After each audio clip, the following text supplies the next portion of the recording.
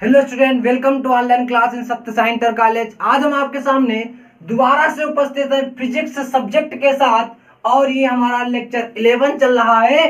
पहले चैप्टर विद्युत आवेश एवं क्षेत्र के पार्ट 11 पर हम लोग पहुंच चुके हैं। इससे पहले हमारी 10 क्लासें हो चुकी है, 10 क्लास हमारी हो चुकी है।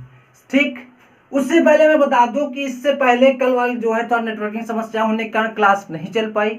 इससे पहले लेक्चर नंबर 10 में लास्ट में एक मुझसे ह्यूमन एरर, एक मानवीय गलती जिसको कह सकते हैं, हो गई थी जल्दबाजी में। जो आपको पीडीएफ नोट दिया गया उसमें बिल्कुल क्लियर है, मैंने बोला भी बिल्कुल क्लियर है। केवल लिखने में मुझसे एक यहाँ पर एक भूल हो गई थी। एक भूल यहाँ पर मैं बता देता हूँ। जल्दबाजी में केवल क्या हो गया था कि ई अक्ष जो तुलना हमने किया था, ई अक्ष इक्वल टू और ई निरक्ष पर वैद्युत क्षेत्र की तीव्रता का जो हमने तुलना किया था, यहां पर हमने 2kp/r³ लिखना चाहिए था। तो बस यही एक गलती हो गई कि p की जगह पर हमने q लिख दिया था, जो कि गलत है। q की जगह पर p कर लेना है आपको, ठीक। और सेम कंडीशन यहां पर भी हमने क्या किया था, kp/r³ की जगह पर kq/r³ कर दिया है। यहां पर हमने 2kq लिख दिया था, ये नहीं होगा, 2kp होगा। यहां पर हमने क्या किया था, kp कर दिया था, kp की जगह kq कर दिया था, q की जगह हमें p करना है। ये ध्यान में रख लो कि यहां पर हमने जल्दबाजी में केवल बोला p ही है। आप क्लास को देख सकते हैं, बोला p ही है, लेकिन लिख q दिया है। ये आप सही कर लीजिएगा। चलिए, आज हम लोग अगले टॉपिक पे पहुंचते हैं। और अगला टॉपिक जिसमें लिखने की चीजें बहुत ज्यादा थी, इसमें केवल ऐसे ही याद करने वाली चीजें हैं, तो हमने इनको पहले लिख दिया है, समझ सकते हैं आप। सबसे पहले देखता हूं वैद्युत द्विध्रुव की भौतिक सार्थकता। इसकी भौतिक यूज क्या है, फिजिकली यूज क्या है, इसका भौतिक सार्थकता क्या है। तो यहां पर मुझे देखने को मिलता है जो विभिन्न प्रकार की यौगिक है, वो चाहे हमारे भौतिक यौगिक हो अथवा रासायनिक यौगिक हो, वे ध्रुवीय यौगिक है अथवा अध्रुवीय यौगिक है। वे ध्रुवीय यौगिक है अथवा अध्रुवीय यौगिक है। इनको पहचानने के लिए हमें क्या करना पड़ता है, हम वैद्युत द्विध्रुव का प्रयोग करते हैं। तो विभिन्न प्रकार के भौतिक एवं रासायनिक यौगिक ध्रुवीय यौगिकों अथवा अध्रुवीय यौगिकों को पहचानने के लिए सार्थक उपयोग है इसका। बात क्लियर हो गई। क्या करते हैं हम, जो वैद्युत द्विध्रुव का सार्थक उपयोग है वो केवल क्या है, रासायनिक अथवा भौतिक यौगिकों के ध्रुवित अथवा अध्रुवित होने का जो है हमें पहचान करने का निर्णय देते हैं। बात यहां से क्लियर होती है। अब बात आती है कब ध्रुवित होगा और कब अध्रुवित यौगिक होगा। तो मैंने लिखा यहां पर कि यदि किसी यौगिक का वैद्युत द्विध्रुव आघूर्ण अर्थात P = 0 हो, वैद्युत द्विध्रुव आघूर्ण यहां पर देखो P = यदि 0 हो तो वे यौगिक क्या होते हैं बच्चा, अध्रुवीय यौगिक होते हैं। वे यौगिक जिनका वैद्युत द्विध्रुव आघूर्ण अर्थात P = 0 होता है, वो हमारे क्या कहलाते हैं, अध्रुवित यौगिक कहलाते हैं। ठीक है, जैसे CO2, H2 और CH4। यहां पर इन चीजों के कैसे होता है अध्रुवित, ये जानना जरूरी नहीं होता है, क्योंकि डायरेक्ट क्वेश्चन पूछा जाता है कि सार्थकता उपयोग क्या है। तो यहां से हम इसको डायरेक्ट यहां से लिख सकते हैं। ठीक है, कोई दिक्कत यहां से फिलहाल नहीं होनी चाहिए। आगे बढ़ते हैं। जब आगे बढ़ते हैं तो अगले टॉपिक पे अगला जो हमारा है कि जिन यौगिकों का वैद्युत द्विध्रुव आघूर्ण 0 नहीं होता है, जिन यौगिकों का वैद्युत द्विध्रुव आघूर्ण 0 नहीं होता है, वे क्या होते हैं बच्चा, वे यौगिक अध्रुवित, वे यौगिक क्या होते हैं, ध्रुवित यौगिक होते हैं। वे यौगिक क्या होते हैं, ध्रुवित यौगिक होते हैं। बात क्लियर हो गई। फॉर एग्जांपल H2SCl और NH3 में ले सकता हूं। तो हो गई यहां से क्लियर भौतिक सार्थकता क्या है। एक बार फिर से मैं क्लियर करते हुए चलता हूं कि किसी भी यौगिक के ध्रुवित अथवा अध्रुवित पहचानने के लिए हम वैद्युत द्विध्रुव का उपयोग करते हैं, इसका फिजिकली यूज करते हैं। और इसी के साथ साथ यदि वैद्युत द्विध्रुव आघूर्ण 0 हो तो वे यौगिक अध्रुवीय होंगे, और वैद्युत द्विध्रुव आघूर्ण अर्थात P = यदि 0 नहीं होगा तो वो हमारा क्या होगा बच्चा, ध्रुवित यौगिक होगा। बात क्लियर हो गई। अब चलते हैं हम बहुत ही इंपॉर्टेंट टॉपिक की ओर। ये बहुत ही ज्यादा इंपॉर्टेंट टॉपिक और मोस्ट इंपॉर्टेंट भी हम उसको कह सकते हैं, कई बार पूछा भी गया है, ठीक है। तो वहां पर हम लोग पहुंचते हैं धीरे धीरे, ठीक। क्या है बच्चा वो, एक समान विद्युत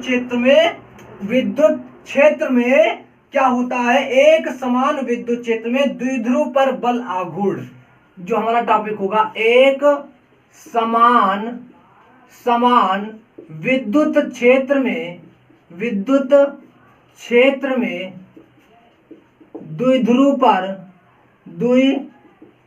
पर बल आघूर्ण इंपॉर्टेंट टॉपिक हमारा होगा ये आज का, ठीक है। इसको हम मोस्ट इंपॉर्टेंट भी कह सकते हैं, ये चीजें आनी जरूरी होगी, ठीक है। ये मेरा इंपॉर्टेंट टॉपिक होगा, ठीक है। तो एक समान विद्युत क्षेत्र में द्विध्रुव पर बल आघूर्ण।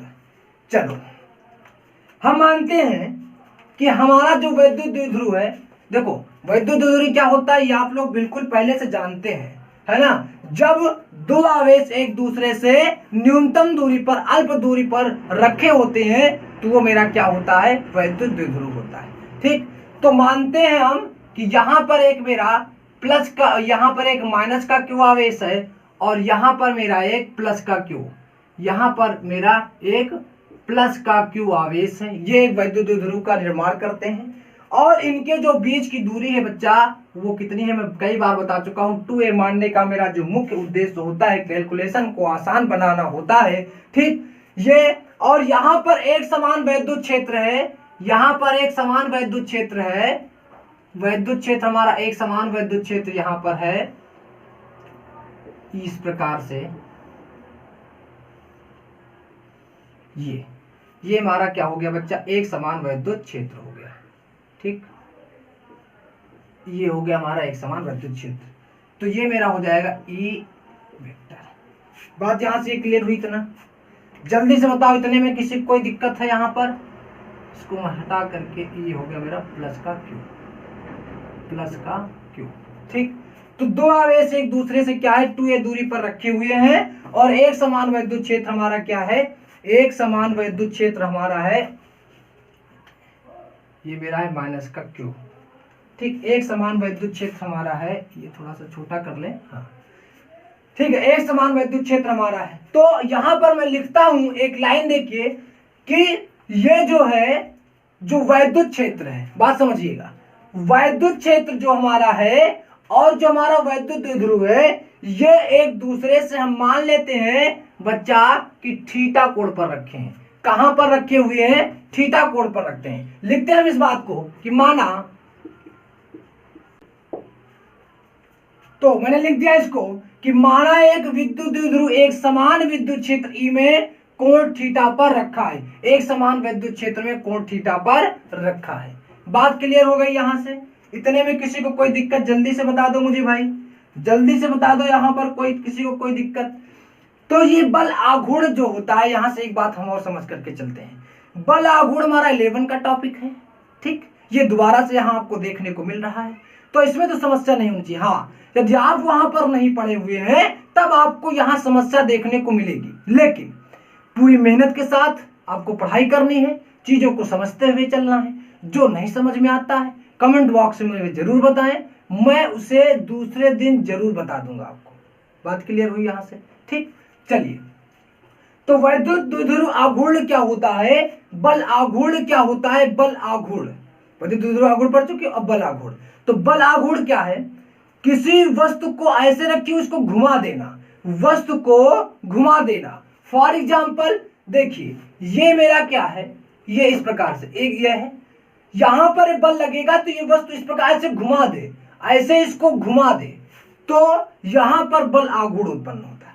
बल आघूर्ण जो उत्पन्न होता है, जो बल लगेगा यहां पर प्लस क्यू और माइनस क्यू के कारण जो बल लगेगा, जो वस्तु घूमेगी, तो वहां पर जो प्लस का क्यू, बात को बिल्कुल ध्यान से समझते हुए चलिएगा, जो प्लस का क्यू आवेश होता है वो विद्युत क्षेत्र की दिशा में बल लगाएगा और जो माइनस क्यू आवेश होगा वो विद्युत क्षेत्र के विपरीत दिशा में बल लगाएगा। बात क्लियर हुई? तो जो प्लस का क्यू मेरा है, प्लस का क्यू यहां से जो मेरा आवेश है वो किस तरफ बल लगाएगा, इधर की ओर बल लगाएगा, ठीक, क्योंकि ये प्लस का क्यू विद्युत क्षेत्र की दिशा में बल लगाएगा तो बल हमारा ये हो जाएगा, तो इस कारण कौन सा बल लगेगा, एफ प्लस क्यू। क्लियर बात। अब यहां पर आते हैं माइनस का क्यू, तो विद्युत क्षेत्र इस दिशा में है, इस दिशा में, तो इसके विपरीत दिशा में बल लगाएगा, तो यहां पर जो बल लगेगा बच्चा, वो बल कौन सा लगेगा, वो यहां पर लगेगा एफ माइनस क्यू का बल लग जाएगा। माइनस क्यू के कारण बल हो गया तो एफ माइनस क्यू, और जहां पर विद्युत क्षेत्र की दिशा में प्लस क्यू के कारण जो बल लगा वो एफ प्लस क्यू।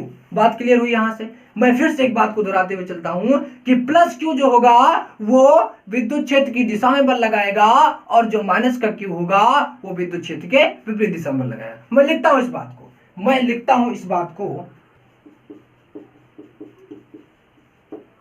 ठीक, तो लिख दिया मैंने इस बात को कि द्विध्रुव के प्लस क्यू पर विद्युत क्षेत्र अपनी दिशा में बल लगाता है, तो विद्युत क्षेत्र ई प्लस क्यू उधर की दिशा में एफ प्लस क्यू हो गया, और विद्युत क्षेत्र माइनस क्यू पर विद्युत क्षेत्र अपने से विपरीत दिशा में बल लगाता है। ये चीज को मैंने अभी आपको समझाया था। तो यहां पर जो बल उत्पन्न होगा अर्थात प्लस क्यू के कारण जो होगा एफ प्लस क्यू, यहां से एक बात ध्यान में रखते हुए चलिएगा कि मैंने पढ़ा था E equal to F upon Q, E equal to F upon Q, ये स्टार्टिंग में ही हमने पढ़ा था। तो यहां से F इक्वल टू क्या हो जाएगा, E से Q में गुणा कर लेंगे E Q, F equal to क्या हो जाएगा E क्यू। तो मैं यहां पर लिखूंगा कि F प्लस क्यू क्या हो जाएगा हमारा E क्यू, ठीक, E क्यू, और F माइनस क्यू क्या होगा, वही होगा विद्युत क्षेत्र और आवेश, विद्युत क्षेत्र और आवेश। समझ में आ गई बात।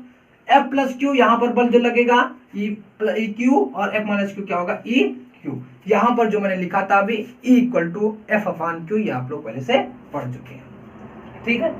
तो अब बताइए यहां पर देखो बल, देखिए आप लोग जो भी लगेगा बिल्कुल समान लग रहे हैं। अब आगे बढ़ते हैं एक स्टेप पे, एक लाइन में और लिखता हूं तब उसको समझाता हूं।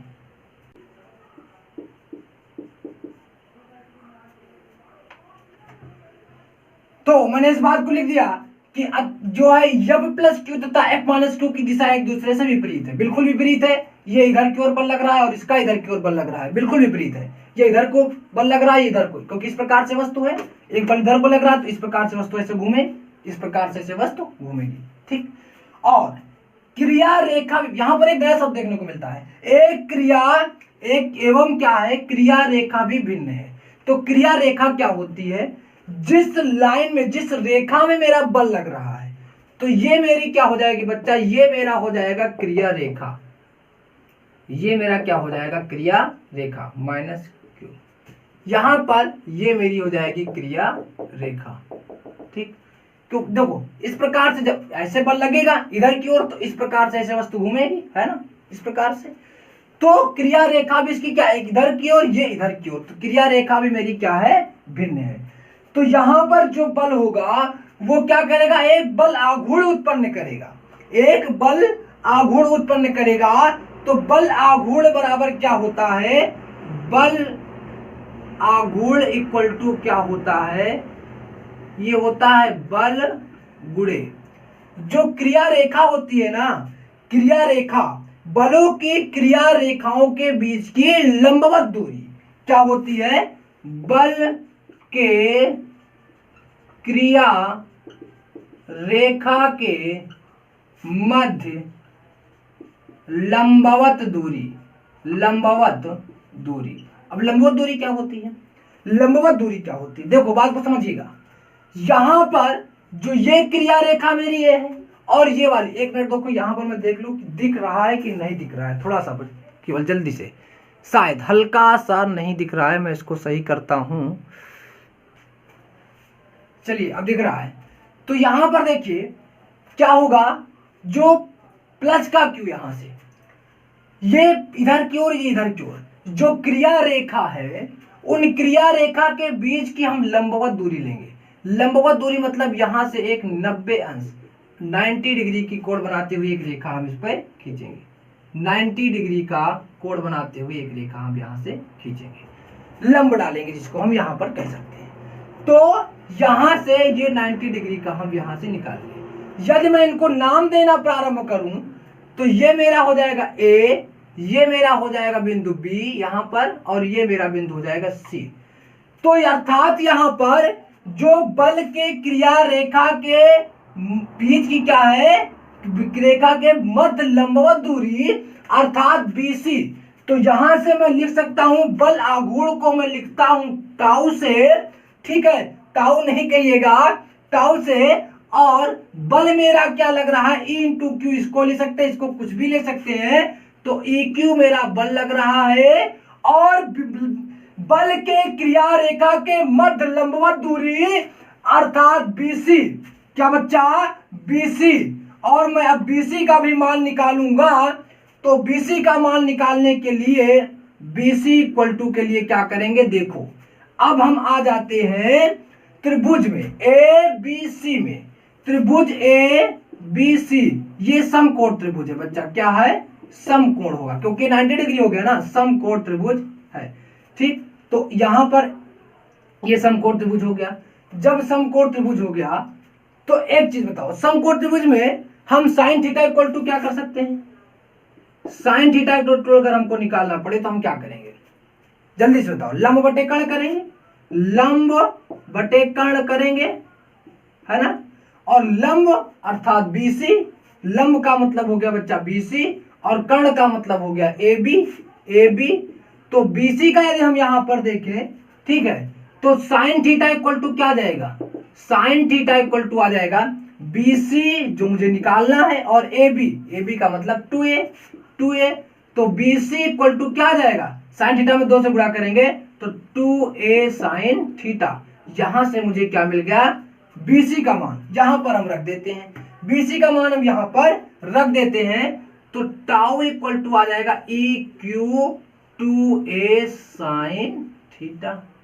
टाउ का मान कितना आ गया, EQ 2a साइन थीटा। अब एक बात बताओ, यहां से हम वैद्युत ध्रुव आघूर्ण में क्या पढ़े हैं, P इक्वल टू, हमने क्या पढ़ा है कि चूंकि P equal to Q into 2a क्या होता है बलाघूर्ण में, वैद्युत ध्रुव आघूर्ण।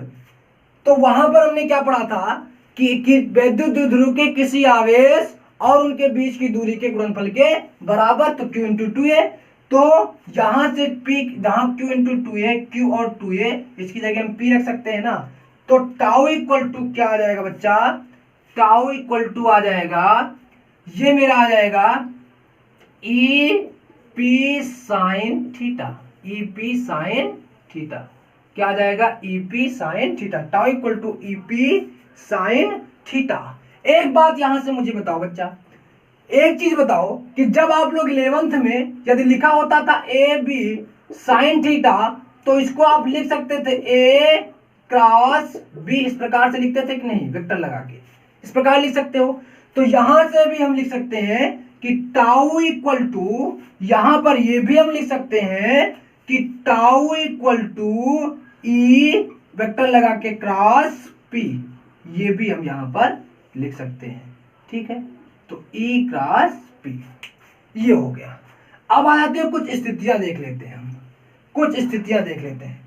तो टाउ EP साइन थीटा क्या आ गया, एक विद्युत द्विध्रुव पर एक समान विद्युत क्षेत्र E में कोण थीटा पर रखा है, और यहां पर ये क्या है, बल आघूर्ण, विद्युत द्विध्रुव पर बल आघूर्ण।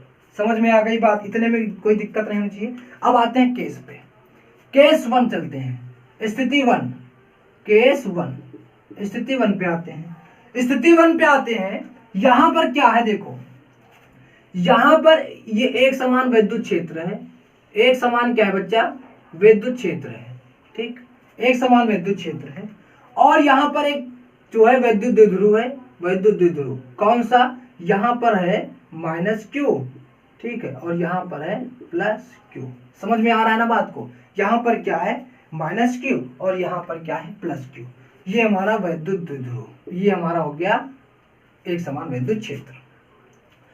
मैं यहां पर थीटा का जो है, जो ये थीटा है ना, थीटा तो आप जानते हैं क्या हो गया, थीटा क्या हो गया, थीटा हो गया, थीटा इक्वल टू कि एक समान अर्थात वैद्युत क्षेत्र और वैद्युत द्विध्रुव के बीच का कोण, वैद्युत क्षेत्र और वैद्युत द्विध्रुव के बीच का कोण। तो -Q +Q, तो यहां पर जो दिशा की बात होगी तो ये +Q की ओर होगा, इधर की ओर है ना, दिशा इधर की ओर होगा, तो ये हो जाएगा P, ठीक। और ये में देखो, ये वैद्युत द्विध्रुव जो होगा इसकी दिशा इधर की ओर होगी ना, ई की ओर, क्योंकि प्लस क्यू की ओर चलती है। मैंने बताया था ना, जो बल लगेगा प्लस होता है वो ई की ओर लगा, मतलब वैद्युत क्षेत्र की ओर बल लगाता है। तो यहाँ पर देखो, अब जब उसी की दिशा में है तो थीटा यहाँ पर क्या है, कोई कोण नहीं बन रहा, थीटा इक्वल टू 0। थीटा यहाँ पर क्या है, तो जब लिख सकता हूं मैं, जब थीटा इक्वल टू 0, तो यहाँ पर थीटा की जगह हम 0 रख देंगे, तो टाउ इक्वल टू क्या आ जाएगा, पी ई साइन 0। और आप जानते हो कि साइन 0 का मान होता है क्या, 0 ना, साइन 0 का मान क्या होता है, 0। तो टाउ इक्वल टू क्या हो जाएगा, 0। टाउ इक्वल टू क्या हो जाएगा, 0। और ये 0 का मतलब क्या होगा, यहाँ पर जो बलाघूर्ण होगा वो न्यूनतम होगा जब थीटा इक्वल टू 0 होगा। सेकंड पे आते हैं, केस नंबर 2 पे चलते हैं। केस नंबर यहाँ पर हम देखेंगे सेकंड 2। केस नंबर 2 में क्या देखते हैं कि ये मेरा एक समान वैद्युत क्षेत्र है, ठीक है, ये मेरा क्या है, एक समान वैद्युत क्षेत्र है, और यहां पर वैद्युत द्विध्रुव है एक, ये हो गया। अब यहां पर बात समझना, केवल हल्की सी जो है बदला होगी, और देखो क्या बदलता है, ठीक। ये प्लस, यहां पर पहले क्या था, माइनस क्यू था, यहां पर ये प्लस क्यू है, वैद्युत क्षेत्र हमारा ये है, ठीक। अर्थात अब यहां पर थीटा क्या हो गया, ठीक, यहां पर थीटा क्या, द्विध्रुव आघूर्ण जो होगा वो मेरा हो जाएगा, दिशा अब इधर की ओर हो जाएगी, दिशा किधर की ओर जाएगी, उधर प्लस क्यू की ओर होगी ना, तो दिशा मेरी क्या हो जाएगी, इधर की ओर हो जाएगी, और इसको हम लिखेंगे पी आघूर्ण, ठीक। तो अब देखो, अर्थात जब थीटा इक्वल टू, जब, अब बताओ जल्दी यहां पर थीटा का मान क्या होगा, देखो पहले हम यहां पर थे, बात समझो, यहां पर थे, अब हम घूम करके इस प्रकार से यहां पर आ गए हैं, तो अब कोण क्या हो जाएगा, 180 अंश का हो जाएगा। तो यहां पर थीटा क्या हो जाएगा, अब 180 अंश, क्योंकि प्लस क्यू आ गया ना, यहाँ ये घूम करके इधर चला आया, तो थीटा इक्वल टू 180 डिग्री, ठीक। तो जब यहां पर हम थीटा क्या रखेंगे, 180 रखेंगे, तो क्या आ जाएगा, tau equal to E P sine 180, तो टाउ इक्वल टू आ जाएगा, यहाँ पर साइन 180 भी 0 होता है, तो टाउ इक्वल टू क्या आ जाएगा, 0 आ जाएगा। टाउ इक्वल टू क्या आ जाएगा, 0 आ जाएगा। बात क्लियर हो गई, जल्दी से बताओ, कोई दिक्कत। तो थीटा इक्वल टू 180 पर भी टाउ का मान क्या होता है, न्यूनतम होता है, अर्थात बल आघूर्ण क्या होता है, न्यूनतम होता है। केस नंबर 3 देखता हूं, ये मेरा हो गया केस नंबर 2, स्थिति 2 थी। अब हम आते हैं केस नंबर 3। केस नंबर हमारा कौन सा होगा, 3 होगा।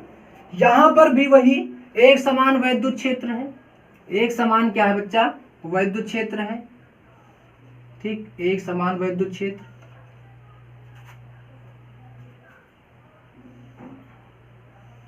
यहां पर जो वैद्युत द्विध्रुव है ना, वो क्या है, लंबवत है। वैद्युत द्विध्रुवी क्या है, वैद्युत द्विध्रुवी यहां पर है लंबवत, ठीक। ये मेरा माइनस क्यू और ये मेरा प्लस का क्यू, दिशा क्या होगी, प्लस क्यू की ओर होगी। तो यहाँ पर हम इस प्रकार से ऊपर की ओर दिशा बना देते हैं, प्लस क्यू की ओर, और जो हमारा आघूर्ण होगा वो पी हो जाएगा, ठीक, द्विध्रुव आघूर्ण, वैद्युत द्विध्रुव। अब यहाँ पर हम क्या लेंगे, थीटा इक्वल टू, जब थीटा इक्वल टू क्या हो गया, 90 डिग्री, अब 90 अंश बन गया ना, तो जब थीटा इक्वल टू, जब थीटा इक्वल टू 90 डिग्री, तो 90 डिग्री जब हम रखेंगे इसमें, तो ये आ जाएगा टाउ इक्वल टू पी रखो, साइन 90, और साइन 90 का मान कितना होता है, 1 होता है, तो टाउ इक्वल टू क्या आ जाएगा, ई पी साइन 1, जब 90 रखेंगे तो ये हमारा 1 से गुणा होगा, तो E P, tau equal to क्या आ जाएगा, ई पी। तो मैं यहां पर कह सकता हूं कि टाउ का मान क्या आ जाएगा बच्चा, यहां पर आ जाएगा मैक्सिमम। ये दोनों मिनिमम हो गए, 0 पे मिनिमम, ठीक, और 180 पर मिनिमम, मतलब एकदम न्यूनतम 0, और मैक्सिमम कितना आ गया, टाउ मैक्सिमम आ गया ई पी। तो ये मेरी हो गई तीनों स्थितियां, ठीक, तीनों स्थितियां। अब जो बल आघूर्ण द्विध्रुव होता है ना, बल आघूर्ण द्विध्रुव को विद्युत क्षेत्र की दिशा में लाने का प्रयास करता है। जो बल आघूर्ण होता है ना, ये वैद्युत क्षेत्र की दिशा, जो वैद्युत द्विध्रुव होता है वो क्या करता है, वैद्युत क्षेत्र की दिशा में लाने का प्रयास करता है ना। देखो जैसे यहाँ पर हमने बात किया, ये मेरा क्या है, वैद्युत द्विध्रुव मान ली, यहाँ पर प्लस क्यू आवेश, यहाँ पर माइनस क्यू आवेश, इस प्रकार से है। तो और विद्युत क्षेत्र हमारा इस प्रकार से, समझिएगा विद्युत क्षेत्र इस प्रकार से है, ठीक। तो ये जो बल आघूर्ण होता है ना, ये जो है विद्युत द्विध्रुव को क्या करता है, ये विद्युत क्षेत्र की दिशा में लाने का प्रयास करता है। कहो तो मैं लिख दूं इस बात को कि वैद्युत बल आघूर्ण जो होता है विद्युत ध्रुव को विद्युत क्षेत्र की दिशा में लाने का प्रयास करता है। मैं यहां पर इस बात को लिख देता हूं, ठीक है, कि बल आघूर्ण विद्युत द्विध्रुव को विद्युत क्षेत्र की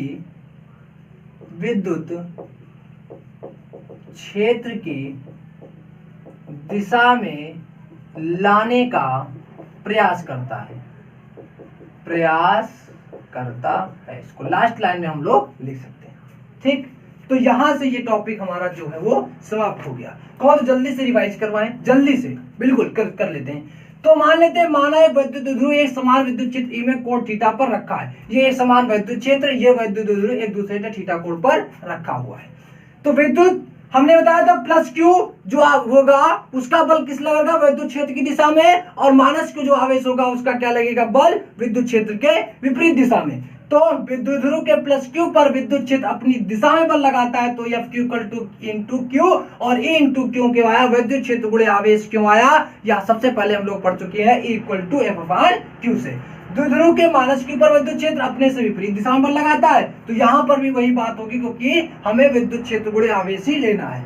जब प्लस क्यू तथा जब माइनस क्यू की दिशा एक दूसरे से विपरीत है, और सही बात विपरीत है, ये इधर की ओर बल लग रहा है, इधर की ओर बल लग रहा है, और इनकी क्रिया रेखा भी भिन्न है, क्योंकि इस प्रकार से घूमेगा, है ना, क्रिया रेखा भी क्या है, भिन्न है। अतः ये बल एक बल आघूर्ण उत्पन्न करेगा, तो बल आघूर्ण इक्वल टू होता है बल गुणे बल की क्रिया रेखा के मध्य लंबवत दूरी, और लंबवत दूरी हमारी क्या हो गई, बीसी हो गई, ये वाली, इसको हमने निकाल लिया साइन थीटा से, किससे, साइन थीटा से, है ना, लंबटे कर्ण से।